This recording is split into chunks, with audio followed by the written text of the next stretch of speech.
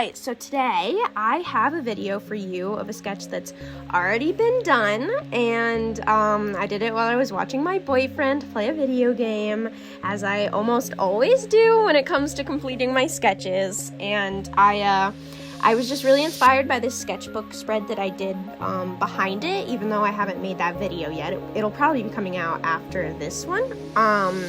I was really inspired by it. I was still on the fish theme, but I wanted to try and push myself to draw something else aquatic and from the ocean. So I thought, you know what, a stingray sounds pretty cool. And so that's what this video is going to be about. So, if you're new around here, hi, hello, how are you? Feel free to let me know in the comments down below. I'm Rory Affluent, but feel free to call me Rory, and I like to create dope art content and hopefully a chill atmosphere. And if you're not new around here, what is up, my dudes? Let's get right into this video. I've been experimenting a lot lately with different color palettes. I recently found love with this sort of teal purpley colors mix that I really love. I think they just look really beautiful together. And don't worry, by the way, currently you are zoomed very far out from the video, but that'll get cleared up here in 1 or 2 minutes, and that won't be an issue. I zoom you in so you can see what I'm doing. I didn't realize it was so far back, the perspective that you guys are seeing my painting process from, so I do zoom in, don't worry. But I fell in love with some weird color palettes recently, and this one is no stranger to that. I really love this purpley pinky color and this almost flesh toned yellow color, and I just thought that they looked really nice together, and I was really excited to try out my new style on a tiny painting, because if you've watched my videos recently, you kind of know that I'm not doing so hot with really big paintings. 16 by 20 not really happening, but this 8.5 by 11 size is working really well for me, and I'm hoping that I can also do kind of slightly bigger paintings, but not as big as 16 by 20, because that is just a nightmare for me. There's something about it. I think maybe I don't have big enough brushes to do what I want to do, and it's just not sitting well with me. So here we are on my journey of this painting, starting with the background and then layering over top of the background from there. I thought establishing the background color would probably be the best idea first, so that way I understood what I was dealing with. I could kind of base the other colors that I chose off of this background color and how it played with the with the feeling of being deep oceany, and I wanted to kind of play with depth and see what I could do with it. And so I knew that establishing the background first would kind of help everything else fall into place. And while I do start out with my handmade watercolor palette, I'm using Jasper Stardust's Sour Violet, and his Naples Yellow, I believe, is the name of the color. I might have to check on that. But yeah, while I start out with my handmade watercolor palette, I do end up pretty quickly moving on to gouache and just giving that a try to fill in the background, go over the background, honestly, because watercolor is not opaque enough for that. At least not homemade or handmade rather watercolors can be slightly on the opaque side, but they're really not made to act like gouache. So I knew I was going to want to go in fairly quickly with gouache and use that to create the corally substance that's growing out of and in and around the ocean and the stingray, or manta ray. I'm not entirely certain which one I drew, if I'm being completely honest. You will really see this painting go on a journey where it's going to change and develop rather rapidly as I let paint dry and go over it again. That is kind of the beauty of gouache, is that you can kind of just keep layering and keep going over shit until it starts to look the way that you want it to, which is honestly one of my favorite parts about gouache right now. I also really like the weight it seems to give to just sketches and paintings. I think that gouache, the opacity of it honestly brings a heaviness to the paintings that almost grounds them a little bit more than watercolor. I don't know, it's giving me the vibe that I'm looking for, which I appreciate. I really do just like go to town on this coral, trying to outline it and add some depth and texture and kind of just figure out what the hell I'm doing. I go over the color because it's looking a little bit too salmon-y and a little bit too pinky for what I wanted with, let's see, Winsor & Newton Designer's gouache in Naples Yellow. It's literally like my favorite gouache, and Winsor & Newton gouaches are just like another beast. I love them. They're so buttery and smooth. The fact that they reactivate so well from pan is like a super big bonus for me because obviously I am working from pan gouache right now, but I actually have like revamped my gouache palette so that I can just like squirt directly from the tube because I've heard like that's way better, and I've honestly heard it for years. I've just, I don't know, been lazy and liked my pans, but I am now a tube girly when it comes to gouache, so we'll see how that goes. I'm definitely dealing with like a lot of micro elements with these coral or this coral rather, and all of like the coral clusters, and trying to figure out how I want to play with the depth and how I want them kind of rising out of the water, because I haven't really established like any ground in the painting, and I don't really want there to be, you know, like lumps of dirt or something like that the coral's growing out of, or sand. And so I kind of was trying to figure out how to fade the coral like stems, I guess I can call them, into the bottom of the painting, and really trying to get the color for the coral the way that I want it to, so that it plays well with like the very deep background, which don't worry, I will be going back to that. I don't think I kind of really go back to it until towards the end of the video. I don't really remember in my process. You'd think I would remember, but I just don't. But I do end up throwing in some gouache and some really nice fun colors into the mix to try and make that background a little bit more dynamic and a little bit more interesting to look at, rather than just like blotchy sour violet all over the place. And you can really see that for like the bulk of the first part of this video, it is literally just me trying to work on this coral and get it to a point that I'm happy with. And here in just a moment, you're going to see that I start really trying to smudge things around in the background and work on making that as detailed and I guess interesting to look at as the coral, because I just wasn't vibing with it, honestly.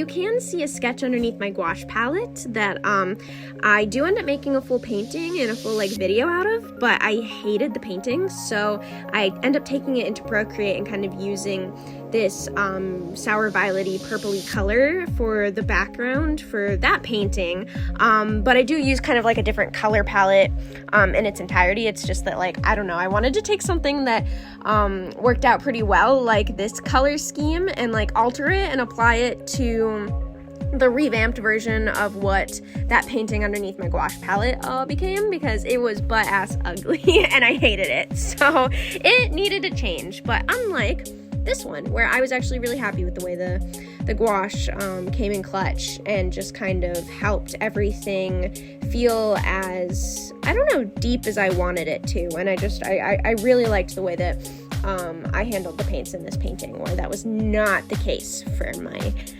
large, poor stingray dude underneath my gouache palette. He got totally ruined, but we saved him in Procreate, so it's fine.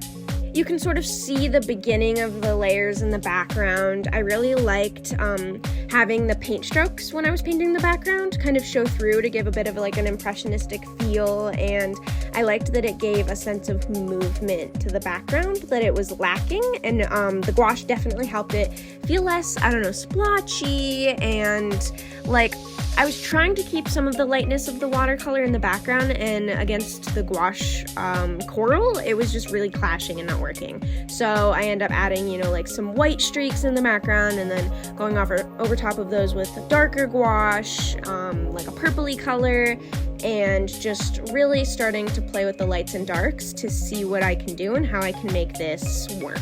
And those textures, oh my god, those textures were making me so excited. I was just like really fucking with this painting. I thought it was just going so well, and it looked so, I don't know, like the movement in it just felt right, and it felt like exactly what I was going for, and the coral was making me happy because I've been really enjoying drawing that like coral fungus. I actually still have a painting that I want to do with that, so I need to remember that because I haven't done that yet. But I have a painting that I want to dedicate to like a different kind of coral fungus, where the coral looks more like rose coral, or like, I don't know, as a kid, did you ever play on like those jungle gym things that were like half domes and bars, and it looked like you were in like a dome cage basically? There's coral that literally looks like that, and there's also like a fungus that looks like that coral, which is just like crazy and super cool to me, and I want to do like a painting dedicated to it. So this painting is kind of based off of that kind of coral fungus and actual like coral. And yeah, as I was saying about the background, I was just feeling really good about the motion that I was able to capture and the way that the background was coming together compared to how it started.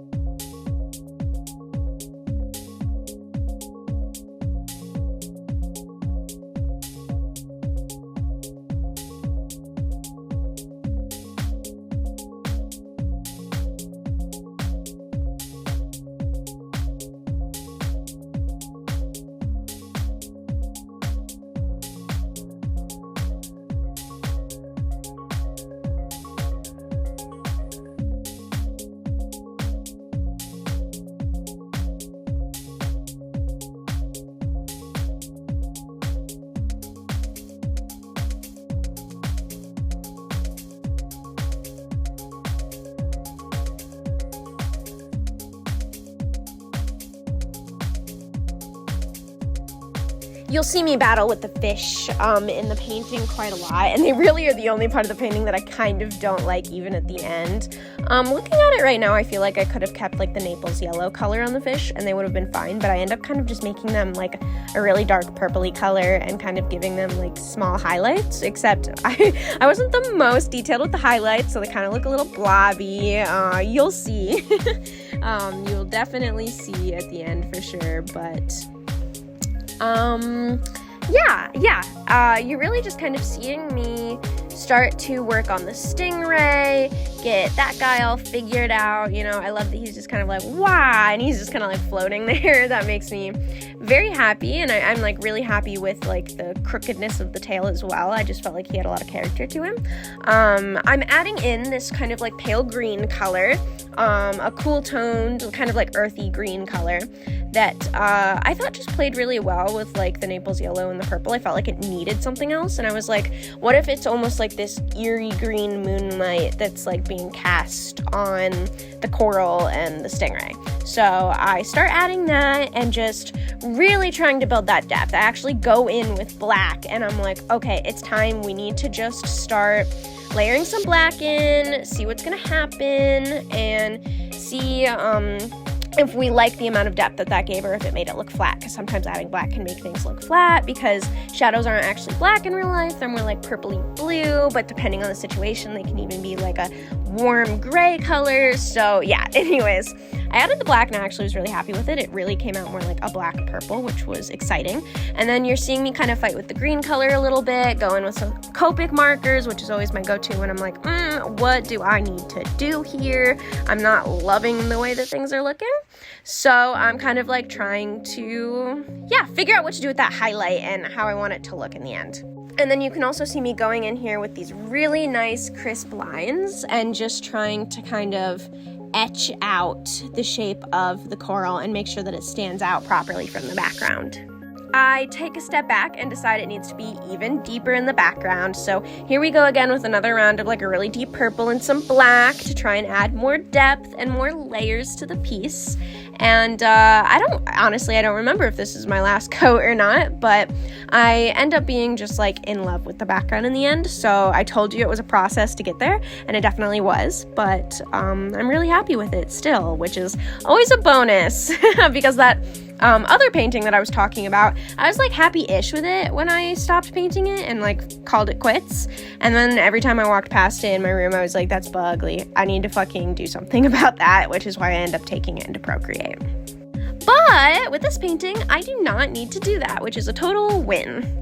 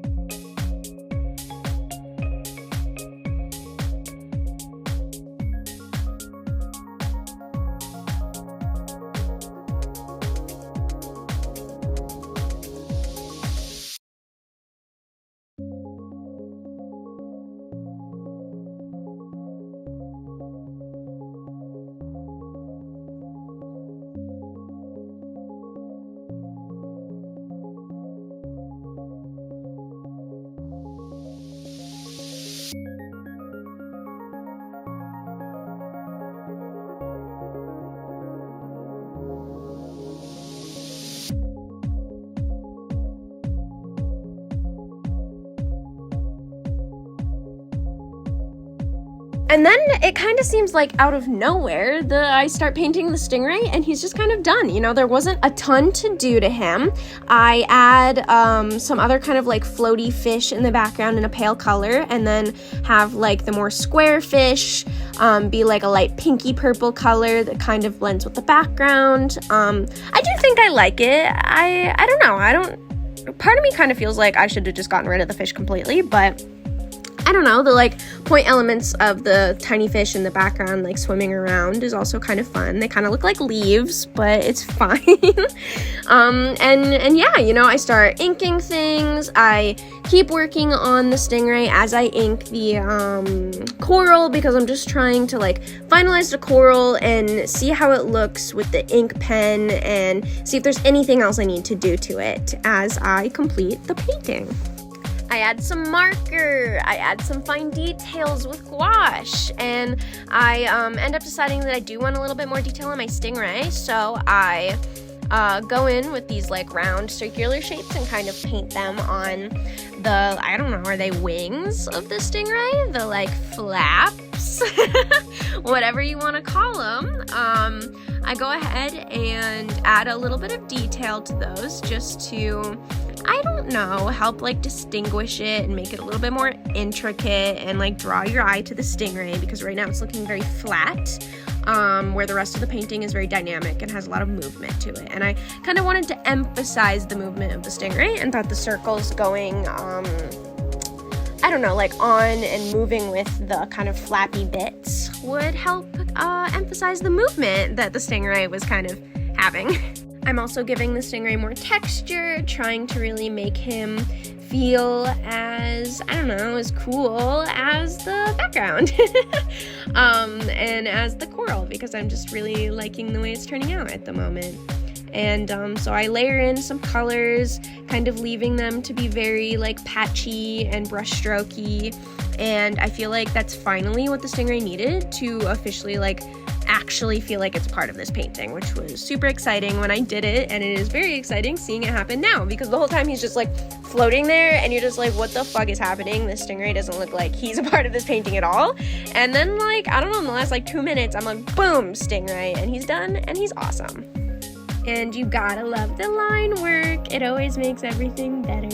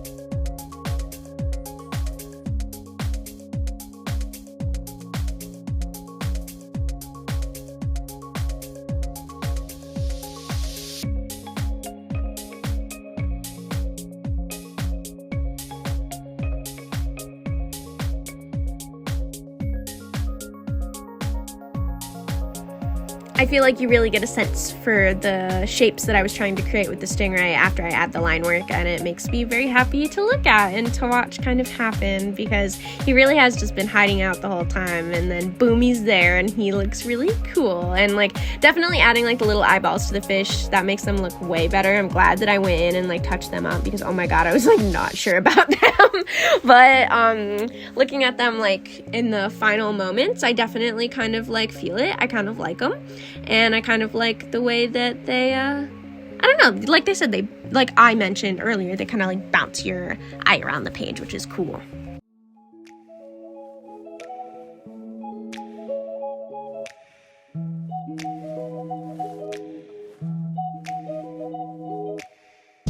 You always love it when you can add a little bit more visual interest to parts of a painting or piece that maybe wouldn't be that interesting to people if those elements weren't there.